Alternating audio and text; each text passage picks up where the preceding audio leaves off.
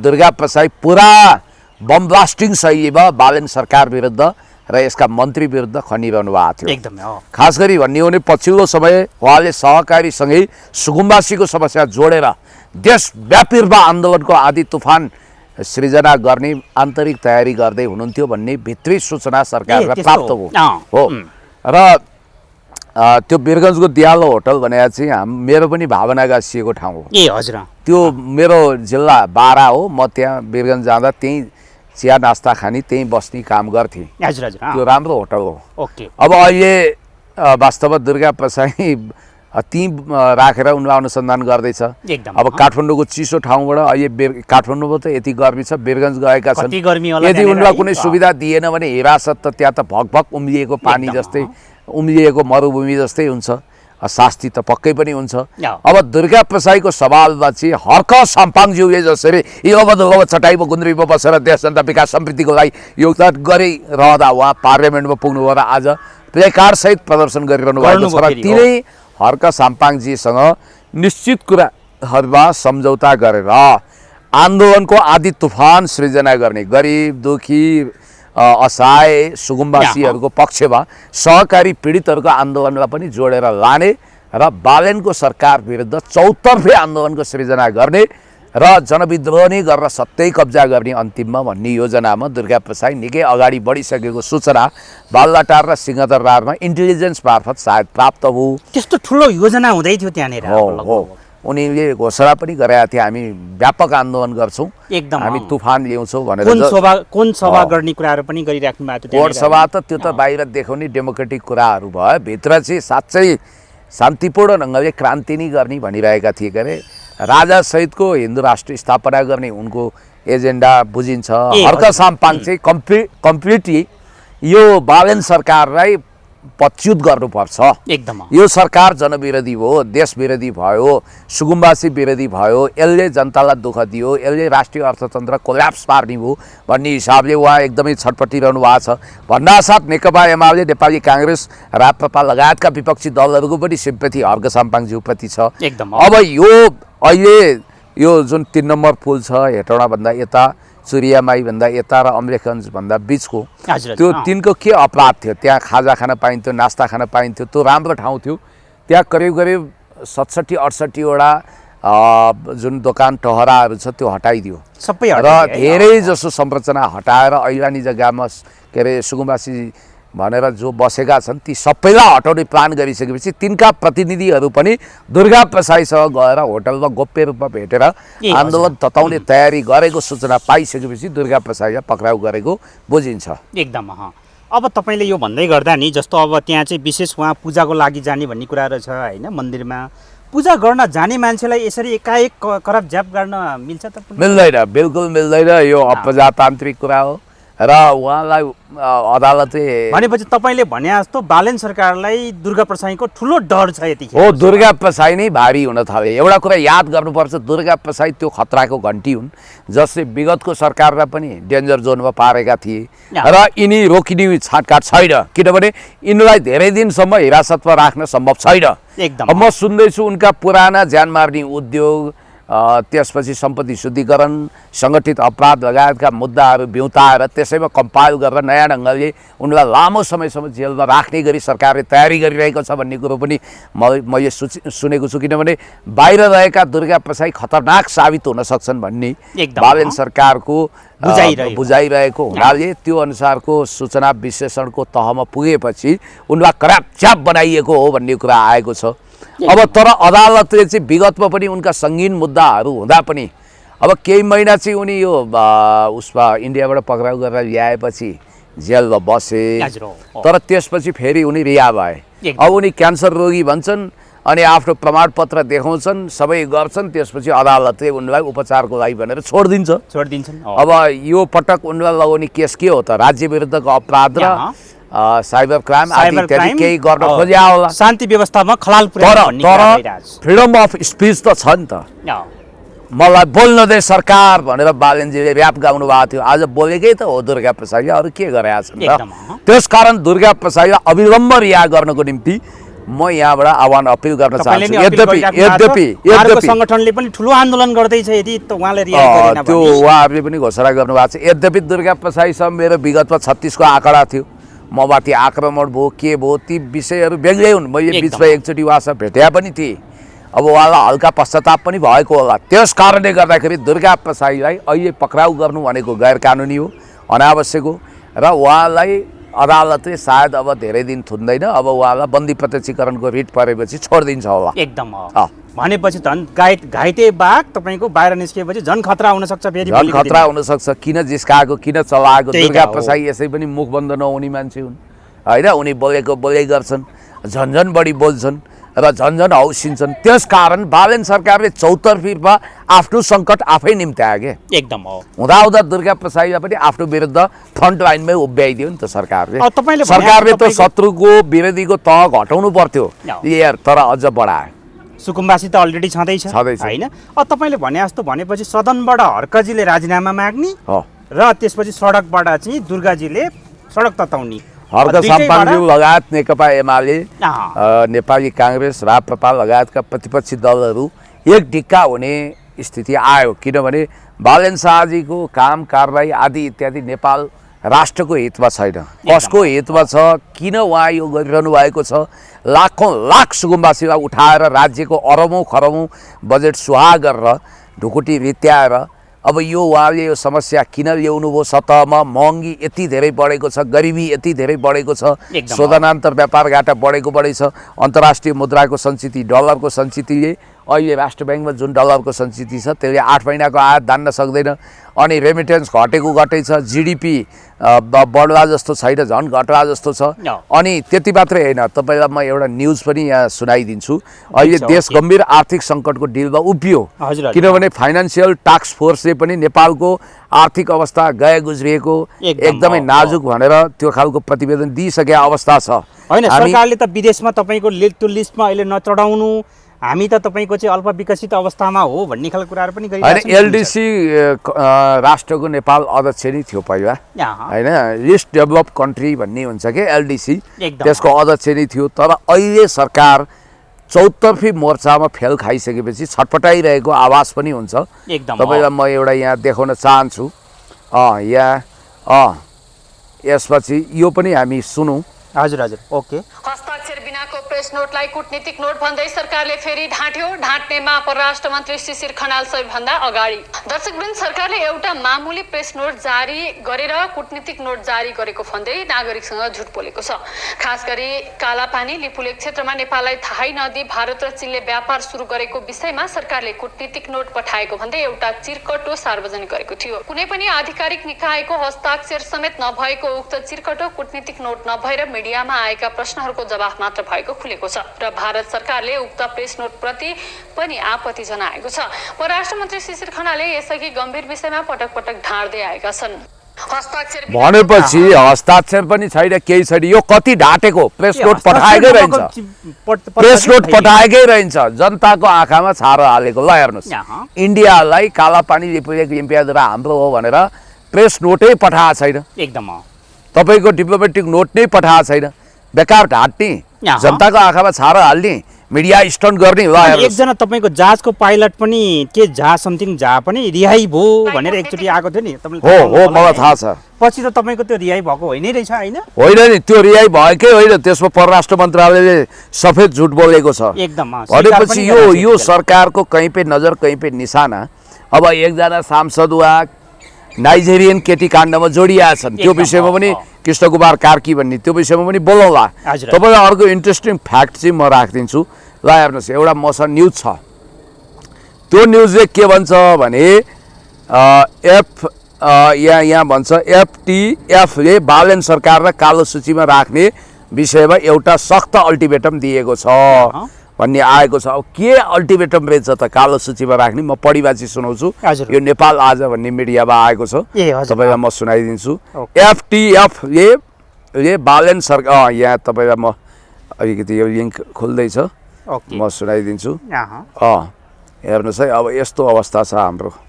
एफटिएफले बालेन सरकारको ब्ल्याकलिस्ट गर्नेका सख्त अल्टिमेटम भनेर हिन्दीमा रहेछ। ए हिन्दीबाट हो। हिन्दीमा रहेछ। अब यहाँ चाहिँ के छ भने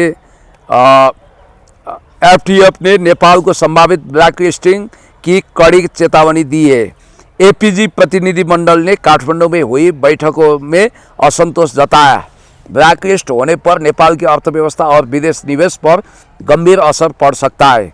वित्तीय अपराधों और मनी लॉन्ड्रिंग पर नजर रखने वाली अंतर्राष्ट्रीय संस्था फाइनेंशियल एक्शन टास्क फोर्स ने नेपाल को ब्लैकलिस्ट करने का सख्त चेतावनी दिया है।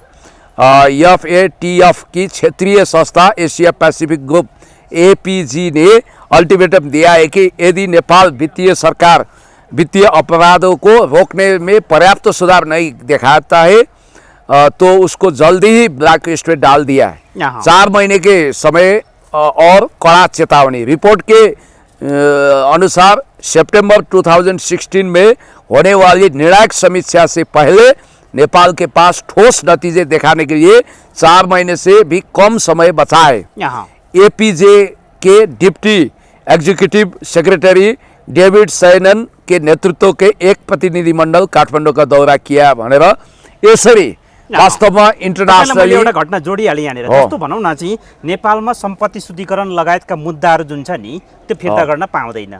यदि फिर्ता गर्यो भने तपाईँको यो लिस्टमा त 100% चढ्ने भयो। अब फिर्ता त गरे त यिनीहरूले रवि लामिछाने लगायतका व्यक्तिहरूको सम्पत्ति शुद्धिकरण सम्बन्धी मुद्दा फिर्ता गरेपछि यो ब्ल्याक लिस्टमा तपाईँको यो सम्पत्ति शुद्धिकरण सम्बन्धी मुद्रा निर्मलीकरण सम्बन्धी यो मुद्दा हो। त्यस कारणले गर्दाखेरि हेर्नुहोस् नेपालको अर्थव्यवस्था जर्जर भइसकेको छ। नेपालको अर्थव्यवस्थाको तुलना 1912 मा एटलान्टिक ओसनमा दुर्घटनाग्रस्त भएको विश्वको सबभन्दा ठुलो जहाज टाइटेनिक जस्तै भएको छ जो आइसबर्गमा गएर धुजा भएको थियो र नेपाल अहिले आर्थिक रूपमा तबाह भएको छ, कोल्याप्स हुने दिशामा छ, सरकार ढाँटिरहेको छ। सुकुम्बासी व्यवस्थापनको लागि मात्रै देशभरिका सुकुम्बासी अझ थपिनेवाला छन्। देशभरि डोजर चलाइ छ, अदालतको अवज्ञा भइरहेको छ र लाखौं सुकुम्बासी थपिँदा खरबौं रुपियाँ राज्य कोषबाट सुहा हुँदैछ। तपाईँ हामीले तिरेको ट्याक्सबाट एकातिर सहकारी बचत फिर्ता गर्ने भनेर त्यो सुरु गरिसक्यो। 78 जनाले फिर्ता पाइसक्यो हैन। अब 1 खर्ब 35 अर्ब तपाईँ हाम्रै ट्याक्स तिरेको उनीहरूले फिर्ता गर्दैछन्। भले पछि उनीहरूको घर घरनाबाट असुल उपर गर्ने भन्छन्। त्यो सम्पत्ति कहाँ पुगिसक्यो, के गरिसक्यो त्यसको विषयमा अनुसन्धान तहकिकात केही पनि छैन। त्यो ढङ्गले गरेका छन्। अर्को खतरनाक कुरा के छ भने आखिर यही सहकारी ठगीसँग जोडिएको हाम्रै यो ढुकुटी रीति नै त हो। विकास खर्च त हुने नै नहुने भयो, एकदम हुनै नसक्ने भयो। किनभने 10औं खर्ब रुपियाँ सुकुम्बासीलाई छुट्याउनु पर्ने भयो, खरबौं रुपियाँ चाहिँ सहकारी पीडित। अनि अब रासोपाका नेता रमेश प्रसाई के भन्छन्, पहिला पुकार बमले बोलिरहेको थिए, अहिले त उनी पनि बोल्न आएछन्। जीवी राई जीवित भएर ल्याउँछौँ, उनी जीवित नहुन सक्छन् भनेर उनी बोलिरहेछन्। भनेपछि जीवी एउटै बोली आयो त, माथिबाट कोच गरिरह हो कि हो त्यस्तो देखियो। पहिला बालेन निकट रहेका रविको समुद्रीमा रहेका उसले बोलेका थिए यो कुरा पुकार बमले। अहिले रमेश प्रसाई भने त त्यो पार्टीको सहप्रवक्ता रविको दाहिने हातमा सुन्नु न उनका कुरा। एकदम जीवी राई जिउँदा रहेछन् भन्ने ल्याइन्छ। रवि लामिछाने गृहमन्त्री भएको बेला जीवी राई विरुद्ध इन्टरपोलको रेड कर्नर नोटिस जारी गराइएको हो जीवी राईलाई नेपाल ल्याउनका लागि। र जीवी राई जस्ता सबै जसले बचतकर्ताको रकम अपचलन गरे यिनलाई कानुनको कठघरामा उभ्याउनका लागि सरकारले आफ्नो स्रोतले भ्याए जति भरमग्दुर प्रयत्न गर्छ। जिउँदो रहेछन् भन्ने भन्नाले कस्तो जिउँदो रहेछन् हैन, नहुन पनि सक्छन् नि, कसैको सम्पर्कमा छैनन् नि भनेपछि होइन यो किन यिनीहरूले आशंका गरिरहेछन्। आकाश पताल दुई पताल यत्र तत्र सर्वत्र 3 त्रिलोक 14 भुवन, चाहे 7औं आसमानमाथि उकोस् चाहे जमिन मुनि छिपोस्, जहाँ भए पनि इन्टरपोलको रेड कर्नर नोटिस जारी भइसकेको छ। हामी हातमा हतकडी लगाएर करप्ट ज्याप बनाएर ल्याउँछौँ भनेर रवि लामिछानेले भने होइन। किनभने अपराधीमा भ्रष्टाचारी कसैको दाइ हुँदैन, भाइ हुँदैन, दिदी हुँदैन, बहिनी हुँदैन। अपराधीमा भ्रष्टाचारी भनेको देशको शत्रु, त्यसलाई कडाभन्दा कडा कारवाही गर्नुपर्छ भन्ने मान्यता लिनुपर्ने बेलामा, zero tolerance against crime and करप्सनको नीति लिनुपर्ने बेलामा जनता त केही पनि होइनन्। यिनीहरू त आइभे गइभे भाइभे नथु गइभे कुडा कर्कट झारपत्कर हुन् भन्ने हिसाबले यहाँको लागि पेलिरहेको छ र जनतालाई बेवकुफ बनाइरहेको छ। कहाँ छन् जीवी राई? लास भने पनि सास भने पनि चाहियो। अझ आशंका बढायो। कतिपयले दाबी गर्छन् भानुअटु भन्ने टापु राष्ट्रमा पुरै बिजनेस कम्प्लेक्स बनाएर बसेका छन्। कतिले भन्छन् VS नेपाल रहेको विश्व प्रसिद्ध साहित्यकार VS नेपाल रहेको देश ट्रिनिडाड एन्ड टोबागो भन्ने क्यारिबियन टापु राष्ट्रमा बिजनेस इम्पायर खडा गरेर बसेका छन्। कतिले भन्छन् नेचर हब इलाबरेट गरेर मलेसियामा छन्। अझ दुर्गा प्रसाईले त कफी खेती गरेर मलेसियामा रहेका छन् भने, तर एउटा कुरा ख्याल गर्नु होला, डिलिराम खनालले त्यही कुरा भन्दा उहाँलाई पक्राउ गर्यो।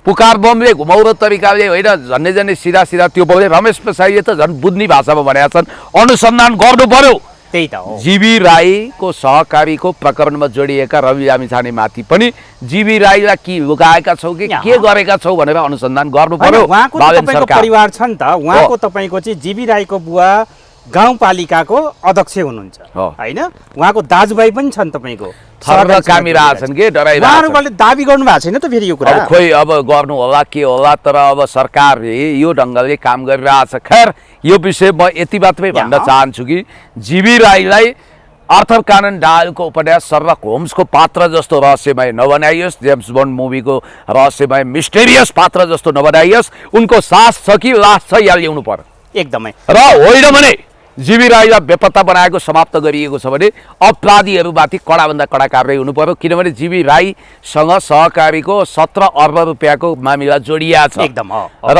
उनी साधारण मान्छे हुन्थे भने त खोजेर ल्याउनु पर्ने दायित्व हुन्थ्यो। रवि लामिछानेले भने होइन अब 5-7 दिन पर्खिनुहोस्, 5-7 दिन जहाँबाट भने पनि खोजेर ल्याउँछौँ। मलेसियाको कन्टेम्पोरेरी गृहमन्त्रीसँग मेरो कुरा भइसक्यो भने होइन, खोइ त जीवी राई आज 50 दिन भइसक्यो हो, स्यालको सिंह हराए जस्तो हराइरहेका छन्। त्यस कारणले गर्दाखेरि जीवी राईको विषयमा दुधको दुध पानीको पानी 50 दिन त तपाईँको सरकार यो गठन गरेकै भइसक्यो। त्यस कारणले गर्दाखेरि यो जीवी राईको मामिला त उनी वास्तवमा विदेशबाट नेपालमा आएको देखिन्छ, तर नेपालको अध्यागमनबाट इमिग्रेसनबाट बाहिर गएको देखिँदैन। कहाँ छन् जीवी राई? इन्डियाको बाटो हुँदै बाहिर गयो भन्ने खालको केही सूचना के हो रहस्यमय भएन। रासोपाका 2-2 जना सांसदले जीवित नहुन सक्छन् भनेपछि अनुसन्धान गर्नु पर्यो कि परेन? पहिलाका गृहमन्त्री सुदन गुरुङ मुख लुकाएर हिँड्थे। जीवी राईको कुरा आयो कि यिनीहरू त बाफे बाफे बाफे मानव मुसालाई बिरालोले खेदे जस्तो दुलोभित्र पसिहाल्छन् भने एकदम हो। एनीवे हैन, अहिले तपाईँको क्यामेरा तिर्साउने बित्तिकै राजसभाका सांसदहरू एकदमै तपाईँको यसो गर्छन् के नआएको फोन पनि उठाउँदै हेलो हेलो हेलो भन्नु त भन्नु भन्नु भन्दै हिँडे आएछ। एकजनाको त फोनै आएछ, फेरि फोनै आएको थिएन, कहाँबाट हेलो हेलो भन्नु, रमाइलो मिडिया छल्न। अब अस्ति राजु पाण्डेको देख्नुभयो, एकदम जीवी राईलाई समाप्ति तयारी के छ भनेर पत्रकारले सोधे, नो कमेन्ट्स। अनि सुकुम्बासी बस्तीको घर टहरा पुरै बुलडोजर लगाएर भत्काइएको छ, के भन्नुहुन्छ? No comments. जेमा पनि नो कमेन्ट्स। जनता मरिरहेका छन्, खाद्य महँगी बढेको छ, तेलको भाउ बढेको छ, के भन्नुहुन्छ? No comments. ल हेर्नु, कोही बोल्नेवाला छैनन्, सबका सब मुख बन्द गरेका छ। त्यसकारण यो सरकार गैर जिम्मेवार भएर गयो, रासपा जनविरोधी भएर गयो। दुर्गा प्रसाईले त्यही कुराको उपचार गर्न खोज्दा उनलाई करार जाप बनाएर हतकडी सहित गिरफ्तार गरियो। अब तपाईँको भनौँ न, सदनमा हिजो भर्खरै एकदमै गुण्डागर्दी पृष्ठभूमिमा जोडिएका व्यक्ति माननीय भइसकेको अवस्थामा कार्कीजीलाई पटक पटक सभामुखजीले खोज्नुभयो। खोज्दा उहाँ तपाईँको चाहिँ त्यहाँनिर हाजिर हुनु भएन। आज उहाँ चाहिँ तपाईँको सदनमा आएर केही कुराहरू उहाँले चाहिँ प्रतिक्रिया दिनुभयो भन्ने कुराहरू आयो। अब यो कार्कीजीको विवादलाई कसरी हेरिराख्नु भएको छ, कसरी बुझ्नु भएको छ? अब अनौठो कहिलेकाहीँ त्यो आपका अदालतमा फलाना हाजिर हो भनेर बोलाउँछ नि एकरो तानेर। एकदम। त्यसै गरी कृष्ण कुमार कार्की माननीय सांसद आउनु पर्यो भन्दा पनि उहाँ लापत्ता हुनुभयो। एकदम। स्यालको सिंह जस्तो एकमुखे रुद्राक्ष जस्तो दुर्लभ हुनुभयो। यहाँ कुरा के छ भने, सवाल के छ भने, सवाल विधिको शासनको हो। जनआस्था न्युजले आधिकारिक प्रमाणसहित एउटा सनसनीखेज समाचार प्रकाशित गर्यो। एकदम हो। त्यो समाचार अनुसार आज त ती कृष्ण कुमार कार्की अलरेडी 1 वर्ष अगाडि विवाहित भएको र उनको श्रीमती समेत जापानमा रहेको भन्ने तथ्य आएको छ। एकदम हो हैन। अब ती किशोरीले तपाईँको गर्भवती भएको फोटो पनि तपाईँको चाहिँ सार्वजनिक गरेका छ यतिखेर। हो, उनले सार्वजनिक गरेका छिन्। उनी निडर ढङ्गले आएकी छिन्। उनले जनआस्थालाई आफ्नो मेसेन्जर च्याटको कृष्ण कुमार कार्कीसँगको त्यो सबै मेसेजको च्याट संवाद पनि पठाउनु भएको छ। आई लभ यु बेबी भनेको, तिमीबाट बच्चा जन्माउन चाहन्छु भनेको उनले एबर्सन गर्न खोज्दा पनि नदिया रहेछ। याद गर्नु होला। त्यस कारणले त्यो नाइजेरियन युवतीलाई असरल बिचल्ली बनाएर त्यो बच्चाको बाउ म हुन चाहन्छु भन्दै ठुला कुरा गरेर आज उनी बेपत्ता भएका रहेछन्। ती युवती एकदम चिलबिल रुँदै कराउँदै मिडियामा आएकी छिन्। ती नाइजेरियन युवतीको विषयमा हामीले हिजो पढिबाची सुनाएका छौँ, अरू धेरै भन्नु परेन।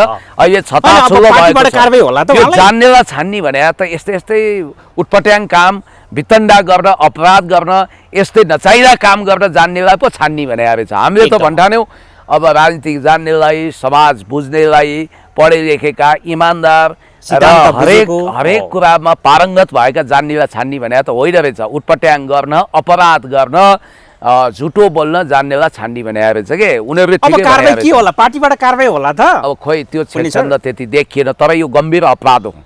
उनीमाथि संसदले निलम्बन गरेर कारबाहीको डण्डा अगाडि बढाउनु पर्छ। आज तपाईको दुईजना माननीयहरूले यो विषयमा कुराकानी उठाउनु भएको छ उहाँको विषयमा हो होइन कि त यसलाई सप्रमाण खण्डन गर्नु पर्यो होइन। उहाँले होइन भने त्यो युवतीलाई बोकेको काँधमा माई बेबी माई लभ भन्दै हिँडेको, गाडी सिकाएको सब भिडियो त आइरहेछ। तपाईँहरूले भिडियो हालिदिनुहोस् बरु। यस कारणले गर्दाखेरि त्यो एआईबाट बनाएको भनेर पनि उनले भनेका छैनन्। एकदम हो। घरमा अङ्गालोभरिको श्रीमती हुँदाहुँदै नाना नौरङको नाटा खेलाउने यस्ता मान्छे कसरी सांसद भए? हिजो हुन त उनले मेरो जिउमा ट्याटु छैन, त्यो ट्याटु भएको मान्छे म होइन। म सिंहदरबार जगाउन गएको छैन, बिआइसिसी जगाउन गएको छैन भने अनि हाम्रो पत्रकार मित्र युवराज खत्रीजीले भिडियो नै हामीलाई सो गर्नु हो होइन। त्यो एआईले बनाएको होइन। उनी चाहिँ वास्तवमा बिआइसिसी जगाउन गएका थिए। भलै त्यो ट्याटुवाला फोटो उनको नहुन सक्छन् होइन, तर उनी त्यहाँ संलग्न थिए भन्ने कुरा चाहिँ आइरहेछ। तर एउटा कुरा म तपाईँलाई भन्छु, सारा कुरा छताछुल्लो भएपछि पनि लाज पनि लजाउने। अब हिजो महेश बस्नेतजीको त्यत्रो बदनाम गरे, त्योभन्दा गम्भीर घटना वास्तवमा महेश बस्नेतजी त जिउँदै मरे जस्तो भएको छ, उहाँलाई ठुलो आघात पनि छ। तर त्योभन्दा ठुलो घटना चाहिँ यहाँ घट्यो। अब यिनीहरू विदेशी जोडीको अनि रवि लामिछाने के हेरेर बसेका छन्? बोल्नु पर्दैन? राजसभाका सांसदले नैतिक जिम्मेवारी लिनु पर्दैन? एकातिर सुकुम्बासीको उठोवास लगाउने, अर्कोतिर खरानी ग्याङको नेतृत्व गर्दै हिँड्ने अनि ठुला कुरा गर्ने। त्यस कारण रामकृष्ण ढकाल जस्तो एउटा फिल्मी क्षेत्रको मान्छेको फिल्मै डिजास्टर भयो एकदम। अब मालती मङ्गलले भन्ने फिल्मले लगानी नै उठाउन नसक्ने भयो। खरानी ग्याङ भन्ने भनेपछि फिल्म पनि खरानी भयो। उसो भए फिल्म पनि सखाप भएको कुरो बुझिन्छ। अब खरानी ग्याङको ड्राइभर भनेर उनलाई चित्रित गरियो। हिजो रामकृष्ण ढकालले रवि लामिछानेलाई लिफ्ट दिँदै लगेको भन्ने कुरा आएको छ। खैर अब कृष्ण कुमार कार्कीको कुरामा आउँ।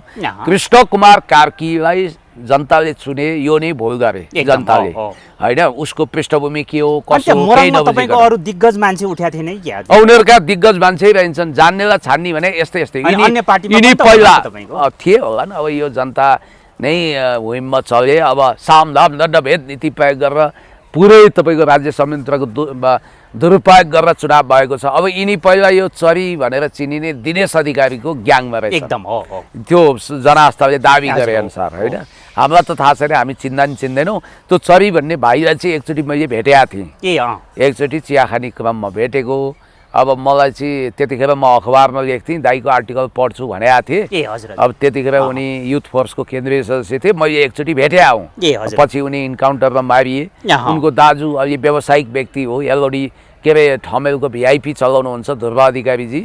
अनि यो मान्छे चाहिँ चरीको समूहमा रहेको, चरीको मृत्युपछि चाहिँ जापान पुगेको, त्यहाँ बसेर फर्केर आएको र यहाँ आउँदा आउँदै अब पार्टीको चाकरी गरेको, समानुपातिको पाएको भने जस्तो कताबाट होलचालबाट अब यस्ता मान्छेले अचानक टिकट पाए। आन्दोलनमा गएर तपाईँको त्यहाँनिर चाहिँ उसमा संलग्न भएपछि योग्य भयो। सबभन्दा ठुलो योग्यता नै तपाईँले कहाँ जगाउनु भयो, कहाँ भत्काउनु भयो, कहाँ बिगार्नु भयो भन्ने हो।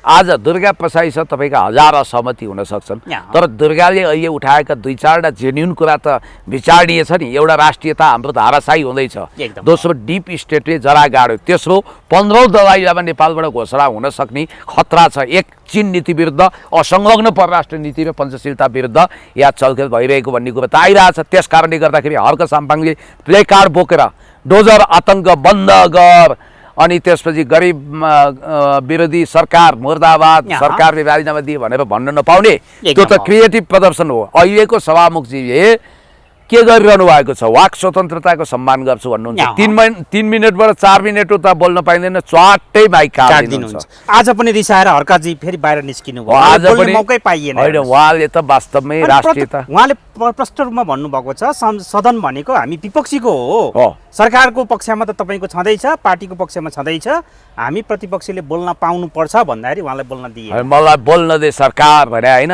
गाई त बाँध्यो ढुङ्ग्रोमा मै छैन गरिबको चमेली बोल्दिँदे कोही छैन भन्ने बालेन शाहजी आज हामी छौँ गरिबको पक्षमा बोल्ने। अब सेनाले समेत हामी यस्तो त हो नि ब्रो शैलीको ऱ्याप गीत निकालेछ। सेना भनेको गौरवशाली संस्था हो, उसले निकाल्नु पर्ने गीतहरू नै हो जय जय काली जय जय गोरख हाम्रा रगते कोरिएका सीमा रेखा टाइपको हो। उसले वास्तवमा सेना भनेको गौरवशाली हुन्छ, सस्तो मस्तोमा जाँदैन। ऱ्याप गीतलाई युवाहरूको ढुकढुकी भनेर हामी सम्मान गर्दैनौँ, तर सेनाले या टाइपले गीत निकाल्ने यो राम्रो हुँदैन। सायद ऱ्यापर बालेनको प्रभाव पर्यो होला। अब बालेन म सुन्दैछु प्रधानमन्त्री बालेनजी एउटा ऱ्याप गीत निकाल्दै हुनुहुन्छ अरे, हेर्नुहोस् संसद नजाने ऱ्याप गीतको तयारी भनेपछि यो के हो त भन्ने बित्तिकै उहाँहरूको आफ्नै दुनियाँ छ। अनि तपाईँले भने जस्तो भनौँ न, उहाँ सोसल मिडियाबाट उहाँले करोडौँ रुपियाँ पैसा कमाउनुहुन्छ, गीत सार्वजनिक गर्नुहुन्छ, जस्तो राज्यको कतिपय महत्त्वपूर्ण सूचनाहरू पनि फेसबुकबाट आउँछ भन्ने कुरा पनि आएको छ पुण्य सर। अब यसरी राज्यको महत्त्वपूर्ण सूचनाहरू उहाँको फेसबुकबाट आउँदा त्यहाँ कमाइ हुन्छ, त्यो कमाइ पनि अब राज्यमा जम्मा हुनुपर्छ भन्न थालेछ एक थरीले। अब यो छोडिदिनुहोस्, त्यो त भन्दै गरौँ के होइन, त्यतातिर मलाई जानु छैन, कोर कुरामा जानुपर्छ। राज्यले गर्नुपर्ने आधारभूत नगरी नहुने काम एउटा पनि गरेका छैन। होइन लाल पूर्जा बाँड्दैछ नि त पुण्य सर। अब भूमि मन्त्रीले भनिसक्नुभयो प्रतिमा रावलजीले, अब छिट्टै नै तपाईँको लाल पूर्जा दिँदैछौँ, दसैँभित्रमा सबै सुकुम्बासीले लाल पूर्जा पाउँछ। उही दिल भन्ने फिल्ममा अनुपम खेरले पहिला गरिब बस्तीमा गएर भरभार पैसा बाँड्छ, गरिबहरू मख भरे उनीहरू कहाँ खाद्यान्न रासन किन्न जाँदा नक्कली नोट रहेछ। त्यसै गरी नक्कली पूर्जा बाँड्ने वा त्यो प्रपञ्च गर्ने भने थाहा छैन, तर त्यो सम्भवै छैन, व्यवहारिकै छैन, वाहियात कुरा हो। सरकारले प्रति जग्गाहरू बाँड्ने रे नि त पुण्य सर, सरकारको मातात्मा छ, त्यो प्रति जग्गाहरूलाई सुकुम्बासी सबैलाई दिने भन्ने खालको कुरा। त्यो मिल्छ? त्यो मिल्दैन, कानुन त त्यो अदालतको आदेश त्यस्तो छैन। त्यसकारण कहाँबाट दिने भने आयो त उनीहरूले? होइन, लाल पूर्जा दिने कुरा त गोल्डन सरकारले कि आफ्नै लाल पूर्जा दिन खोजे हो। उनीहरूले जमिन किन्नु पर्यो नि, निजी जमिन खरिद गरेर व्यक्तिसँग जमिन खरिद गरेर सरकारले अपार्टमेन्ट बनाइदिनु पर्यो या जमिनमा घर बनाइदिनु पर्यो। तर त्यो काम भनेको उनीहरूले 1000 दिन भनेका थिए, 1000 दिनसम्म तयारी हो। यो लाल पूर्जा भने तपाईँलाई यो सर्टिफिकेट दिने जस्तो होइन, यो धेरै गाह्रो कुरा हो। ल दिउन् त राम्रै होला, तर यिनीहरूले जुन ढङ्गले काम गरिरहेका छन् यो सरकारै कति टिक्छ भन्ने नै देखियो। त्यसकारण घर भत्काइएको छ, मान्छे पुरै ट्रमामा छन्, मान्छे बेहोस छन्, मान्छे 4 जनाको मृत्यु भइसक्यो होइन, 2 जनाले त आत्महत्या नै गरे। रविन तामाङ र त्यो सुकुम्बासी बस्ती भएको बल्खु एरिया जहाँ म 50,000 रुपियाँ त्यहाँ बाढी पीडितलाई सहयोग गर्न पनि गएको थिएँ आफ्नै गोजीबाट। आशिका तामाङ पनि जानुभएको थियो, उहाँले चाहिँ विदेशबाट आएको पैसा दिनुभयो, मैले आफ्नै गोजीको दिएँ टिकटक र मेरो खेतीपातीको गरेर। अब त्यो ठाउँको इन्द्रचाम राईले आत्महत्या गरे, रविन तामाङले गरे, कमला बल्लम पाखीले गरिन् भनेपछि अर्को एकजना महिला हार्ट फेल भएर मरिन्। आज जिउँदो लास भएका कति छन्, कति नजाने। यो शत्रुता किन गरिरहेको छ? बस्तीमा त तपाईको 7-8 तलाको घर पनि छ भन्ने हिसाबले ब्लेम लगाएको पनि पाइयो नि त। त्यो त झुटो कुरो रहेछ नि त, गरिबहरूमाथि अन्याय हो नि। त्यो त मापदण्ड मिचेको भनेर भत्काइएका घरहरू, जबकि इन्द्र चामलिङ राई जस्तो व्यक्तिले बकाइदा नक्सा पास गर्नुभएको छ, उहाँको तपाईँको तिरेको छ, उहाँ समाजसेवी पनि हो, व्यक्तिबाट किनेको जग्गा पनि उहाँ समाजसेवी, त्यहाँ पुल बनाइदिनु भएको छ, विद्यालयलाई योगदान गर्नुभएको छ, उहाँ पहिला शिक्षक हो, बालेनको अहिले पनि खुनखुत्रो गर्नुहुन्न, त्यस्तो हुँदा पनि अन्याय सहेर बस्नु भएको छ। भोलि उहाँले सरकारलाई विपक्षी बनाएर आफ्नो सम्पत्ति भत्काएकोमा त्यसको क्षतिपूर्ति दिनको लागि अदालत जानु भने अदालतले उहाँलाई न्याय दिन सक्छ, न्याय दिन सक्छ नि, उहाँको क्षतिपूर्ति दिलाइदिन सक्छ। त्यसैले म तपाईँलाई के भन्छु भने यो सरकारले गर्नुहुने कुरा त्यस्तो पनि देखिया छ। होल्डिङ सेन्टरमा राखेको व्यक्तिहरूको अवस्था नाजुक छ, उनीहरूको खानपानको व्यवस्था छैन, मानसिक समस्या छ, पुरै तपाईँको एउटा सोसाइटी नै डिस्ट्रोय गरिदियो नि। त्यहाँ सुकुम्बासी बस्तीमा उनीहरूले के अपराध गरेका थिए? उनीहरूलाई आन्तरिक युद्धबन्दी जस्तो किन बनाइयो? उनीहरूको बस्ती किन डिस्ट्रोय गरियो? उनीहरूको पढाइ समाप्त भयो, रोजगारी समाप्त भयो। अब सरकारले पेन्डोरा बक्स खोल्यो, उनीहरूलाई भुटानी वा रोहिङ्गा भन्दा पनि तल्लो स्तरको व्यवहार गर्ने हो। उनीहरू त लाखौँ वर्षसम्म यो थात थलोसँग सम्बन्ध बनाएर बसेका पूर्वजहरूको सन्तान हुन्।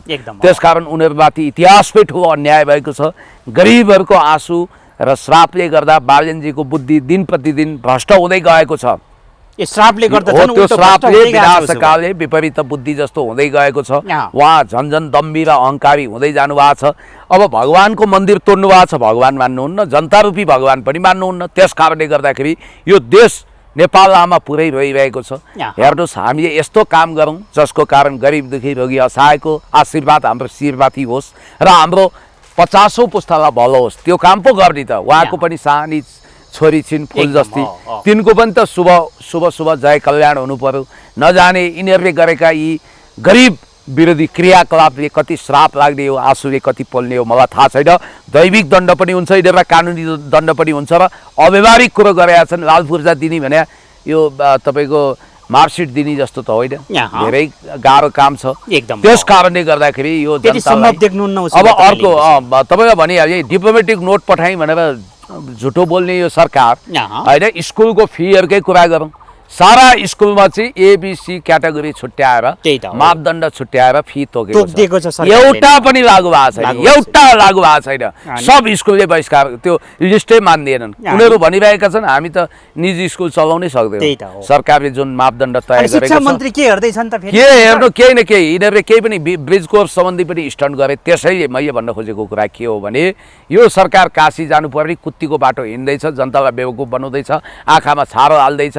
आज कृष्ण कुमार कार्की जस्ता सांसदको तुरन्त राजीनामा माग्नु पर्दैन, त्यो विषय छुट्याउनु पर्दैन, दुधको दुध पानीको पानी छुट्याउनु पर्दैन। त्यो युवती भलै नाइजेरियन हुन्, हप्सी निग्रो हुन्, तर उनी नेपाली। अब उनको के गर्ने, बिजोग भएन, उसको श्रीमती रहेछन्, अविवाहित पनि होइन। अब के गर्छन्, त्यो व्यवहारिष्य बनाउने त्यो शिशुलाई त्यसको व्यवस्थापन गर्नु पर्दैन। रासपा सभापति रवि लामिछाने बालन शाह के हेर्दैछन्? त्यसैले यो पार्टीभित्र जुन खालको विडङ्गर छ, हलचल छ, अब डिप स्टेट त्यत्तिकै सक्रिय छ। गर्नु के पर्थ्यो भने अहिले पुरै अखाद्य पदार्थहरू, हाम्रो भान्सा विषाक्त छ, विषाक्त तरकारी, विषाक्त फलफुल, चाउचाउ त्यस्तै विषालु, सब तपाईँको पेय पदार्थ विषालु। नेपालीहरूलाई क्यान्सर, मृगलाई फेल गराउने अनेक रोगहरूको भण्डार लगाइदिएको छ। नेपालमा हस्पिटलको सेवा पनि असाध्यै महँगो छ। अनि भारतमा कुहिएको चामल जो समुद्रमा फ्याँक्छन्, त्यो चामल ल्याएर अस्ट्रेलियाबाट यहाँ बेच्छन्। अखाद्य चिजहरू, विश्वकै सबभन्दा महँगो सहरमध्ये काठमाडौँ पनि एक भइसक्यो। महँगीले मान्छेको ढाड भाँचिएको छ, गरिबी त्यत्तिकै बढेको छ। स्ट्रेट अफ होर्मुजबाट आउँदो रहेछ तेल, भारतले ल्याउने उता मेडिटेरियन सी र ब्ल्याक सीबाट त्यो तेल ल्याएर नेपालमा सस्तो मूल्यमा उसले बेच्न सक्छ, तर उसले महँगो मूल्यमा बेचेको छ। प्राइस लिस्ट छैन, बजार अनुगमन छैन। काहीँ तपाईँ नास्ता खान जानु भने 4 दिन बासी समोसा वा ऊ तताएर ल्याएर तपाईँलाई खुवाउँछ भनेपछि यो सरकारले त पुरै तपाईँको गर्नुपर्ने काम एउटै गरेन। प्रधान न्यायाधीश पाउँदैछ, अब न्याय पाउला। अब म भन्छु यो विषयमा आउँछु। ऊ त्यो पार्किङ शुल्कको कुरामा यिनले स्टन्ट गरेकी थिइन्। आशिकाले अहिले त्यो विषय अनुगमन गर्छिन्। अहिले पार्किङ झन् बढाएको छ एकदम होइन। सरकारी जमिन कब्जा गरेर पार्किङ क्षेत्र बढाउँदैछन् यिनीहरूले भनेपछि जनतालाई त ठुलो अन्याय भइरहेछ, अत्याचार भइरहेछ, थिचोमिचो भइरहेछ। यो विषय कसले हेरिदिने, कसले बुझ्ने? जनता पीडामा छन्, दुःखमा छन्, कष्टमा छन्। त्यस कारणले गर्दाखेरि यिनीहरू त चिज खाएर रमाइरहेछन्। हामी यस्तै त हो नि ब्रो भनेर नाचगान गरिरहेछन्। त्यो चाहिँ डिडिसी कम्पनीले तपाईँ किसानहरूलाई 65 करोड रुपियाँ पैसा बक्यौता दिन बाँकी छ अरे, दिनुपर्छ कि पर्दैन? किसानको बक्यौता दिनुपर्छ कि पर्दैन? भुक्तानी दिनुपर्छ कि पर्दैन? हो अब के हो मलाई थाहा छैन होइन। त्यस कारण तपाईँ किसानले पाउनु पर्दैन पैसा। अब यो हृदयहीन सत्ताले यो कुरा व्यवस्थापन गर्नु पर्थ्यो। अब हृदयहीन सत्ताले मुटु कलेजो नि बाहिर राखेर आछ। ऊ निर्दयी छ, गरिबको बस्तीमा गुटुटु डोजर चलाउँदैछ, निर्दयी भएर अगाडि बढेको छ। त्यस कारण हर्क साम्पाङले क्रिएटिभ ढङ्गले प्रदर्शन गरेको संसद भवनभित्र र दुर्गा प्रसाईको गिरफ्तारी पनि कहीँ न कहीँ यो विकृति विसङ्गति विरुद्ध बुलन्द आवाज उठाउँदा भएको। अब के भन्नुहुन्छ तपाईँको? मुलुकले 33औं प्रधानमन्त्री के अरे प्रधान न्यायाधीश आज पाउँदै हुनुहुन्छ होइन, छलफल हुँदैछ। अब संसदीय सुनवाई समितिबाट चाहिँ निर्णय आयो भने सम्भवतः आजै तपाईँको शपथ लिने। जनतालाई राहत होइन आहत दिएको छ। स्टप डोजर भनेर अदालतले आदेश दिँदा पनि अब उहाँहरूको डोजर चाहिँ विभिन्न कुतर्कको आधारमा चलिरहेको छ। नगरपालिकाले चलाएको रे, सङ्घीय सरकारले रोक्न सक्दैन। नियत बाङ्गो भएपछि कहाँ रोकिन्छ? तपाईँको यो आदेशपछि पनि बाँके क्षेत्रमा 700 घरधुरीलाई विस्थापित गरिसकेका छ। डोजर हानिसकेका छ, अहिले पनि जारी छ। पूर्व पश्चिम राजमार्गमा डोजर कुदैको कुदै छ, गरिबको झोपडी तोडिएकै छ। एउटा गरिब भएर बाँच्नुपर्छ र गरिबै भएर मर्नुपर्छ भन्ने यो भाष्य धनीहरू सामन्तहरूले निर्माण गरे। भगवानले यो पृथ्वी सबैको लागि साझा र समान बनाइदिए। बालेन तपाईँलाई पाप लाग्छ, ती गरिबको आँसुले पोल्छ। हेर्नुहोस् त तिनको हरिबिजोग, ती पनि त भगवानको सन्तानको रूपमा एक टुक्रा जमिनका लायक थिए, हकदार थिए। तिनले के बिराएका थिए? एउटा सानो झुपडी हाले, 2 पैसा कमाउन। तपाईँले भने जस्तो छिट्टै नै अब दैविक दण्ड हुन सक्छ, दैविक दण्ड पनि हुन्छ, कानुनी दण्ड पनि हुन्छ। र अर्को कुरो, हिजो जेनजी मोमेन्टको दुरुपयोग गरेर 10,000 15,000 मान्छेले सिंहदरबार घेरे, बालुवाटार घेरे, के गरे, सत्ता कब्जा गरेर संविधानले नचिन्ने सुशीला कार्कीको गैर संवैधानिक सरकार बनाए। एकदम भोलिको दिनमा यदि लाखौं लाख जनता उत्रिएर सिंहदरबार कब्जा गरे, बीआईसीसी कब्जा गरे, म वा हर्क साम्पाङलाई प्रधानमन्त्री मन्त्री बनाइदिए भने आश्चर्य मान्नु पर्छ त। एकदम हो। त्यसकारण यो देशमा जे पनि हुन सक्छ। Everything is possible, nothing is impossible भन्ने त देखियो त। हस्, म त सर यो के हो एकदम रातारात चाहिँ अब वीरगन्जबाट दुर्गा प्रसाईलाई करप झ्याप पारिएको न्युज चाहिँ हामीले सुन्यौँ। अब भनेपछि तपाईँको यो वीरगन्ज जाँदा नै दुर्गा प्रसाईलाई समाउनु पर्ने कारण के हो? कसरी लिनुभएको छ यो घटनालाई? हिजो ठ्याक्कै 8 साढे 8 बजेतिर साँझ वीरगन्जको सकेर जाँदै थियौँ होइन? हो। सायद अब त्यतिखेर तपाईँले मलाई लिफ्ट दिनुभएको थियो। तपाईँको बाइकबाट ओर्लिने बित्तिकै न्युज लिङ्क हेरेको भए तपाईँले त्यही बेला अपडेट गर्नु। यो पाठ पनि तपाईँले सिक्नुभयो। दाजुभाइ छुट्टिनु अगाडि ट्याक्क न्युज लिङ्क खोलेर कुनै एक्सक्लुसिभ चिज आयो कि भनेर अपडेट पनि गर्नुपर्ने हो। अब जहाँसम्म दुर्गा प्रसाई हिजो ठ्याक्कै 8 साढे 8 बजे वीरगन्जको दियालो होटलबाट गिरफ्तार भएको भन्ने समाचार एकदम पुरै डढेलो लागेछ र फैलियो। अब नफैलियोस् पनि किनभने केही समय यता